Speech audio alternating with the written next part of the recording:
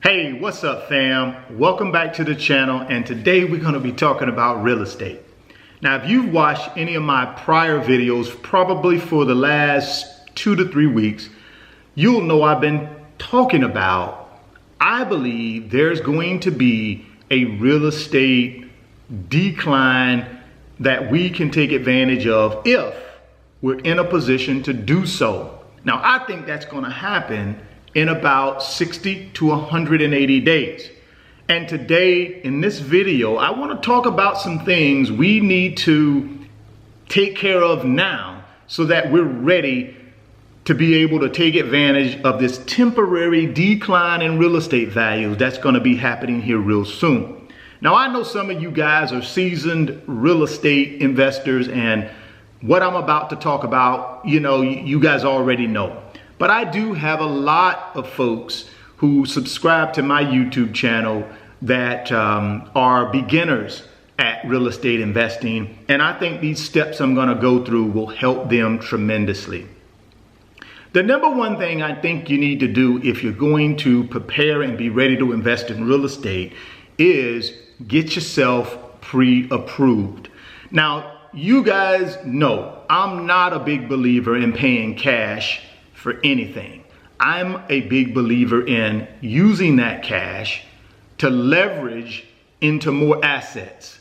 And by getting pre-approved at the beginning, that way you know exactly what your purchasing power is. Now I know exactly what my budget is for me to go out and start shopping for a piece of real estate. It also gives me leverage when I'm making an offer on a certain piece of real estate, that I'm able to also tell the seller that I've already got my pre-approval in hand and I'm a serious buyer. So the number one thing you need to do is get yourself pre-approved. There are many lenders out there that will pre-approve you. You can do it online. You can set up an appointment at your local bank or mortgage company where you live. You can go in there. They're going to ask you a bunch of questions, and they're going to ask for some information, and then they're going to come back and tell you, hey, here's what you're approved for, and that way you can start getting ready to buy a piece of real estate. So that's the number one thing. The second thing you'll need to do is figure out your down payment. Normally with residential real estate, you're going to be asked to put down at least 20%. Now, there are a couple of ways you can come up with the down payment. You can certainly take cash out of your savings or out of your investment account and just use your own cash.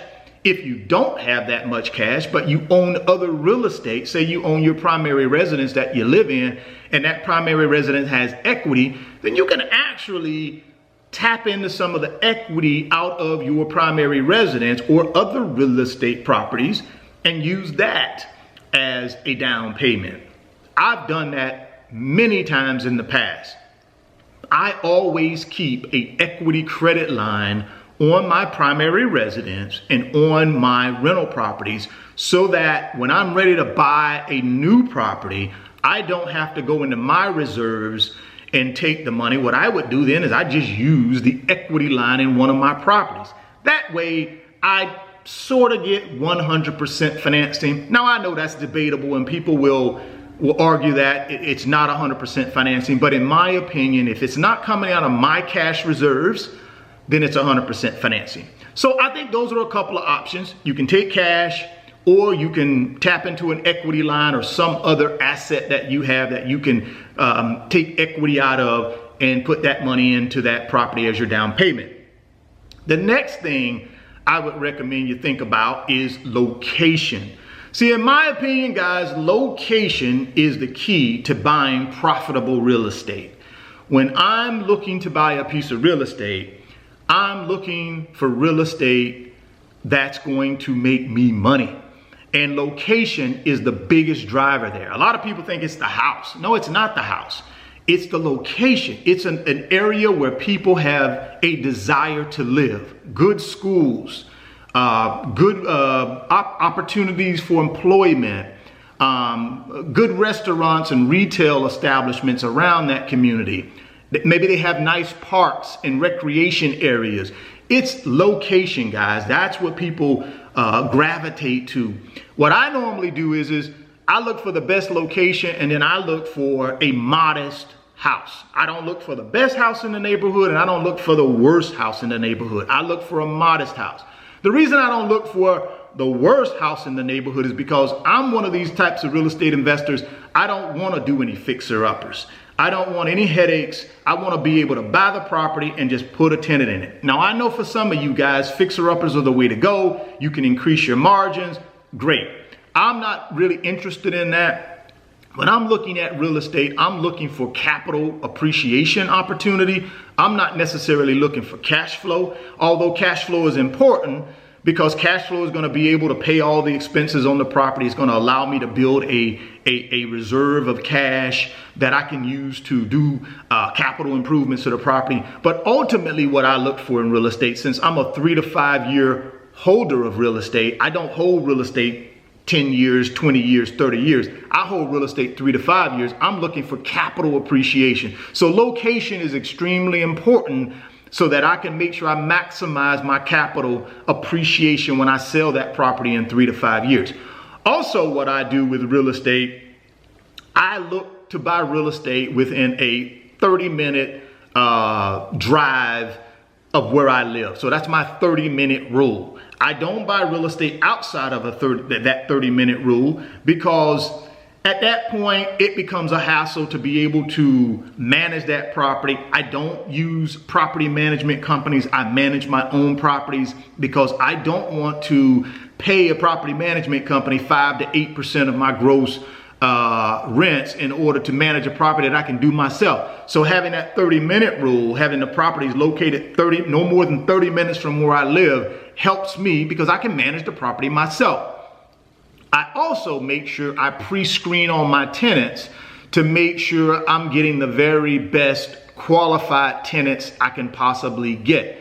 If you do that pre-screening of your tenants up front, it will save you a bunch of headaches long term. So make sure you pre-screen your tenants up front, credit check, background check, income or employment check, etc. Do that up front. That'll save you a lot of headache down the road. Now, for you guys that say, hey, look, I can't afford to buy real estate within 30 minutes of where I live. I got to buy real estate outside of the state that I live in, or I got to buy real estate, 5 hours outside of where I live.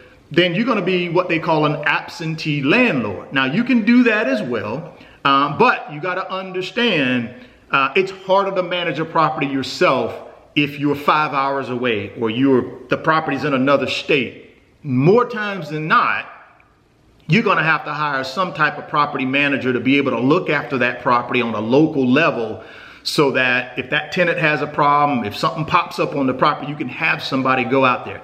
Now, what I recommend you do in that case, if you do have to be an absentee landlord, go visit the area first before you buy anything. Go to the location, spend a few days, make sure you understand the landscape of that area. Make sure you visit that area early in the morning, make sure you visit it in the afternoon, and make sure you visit it late at night. So that way you know what type of activity is going on at all time.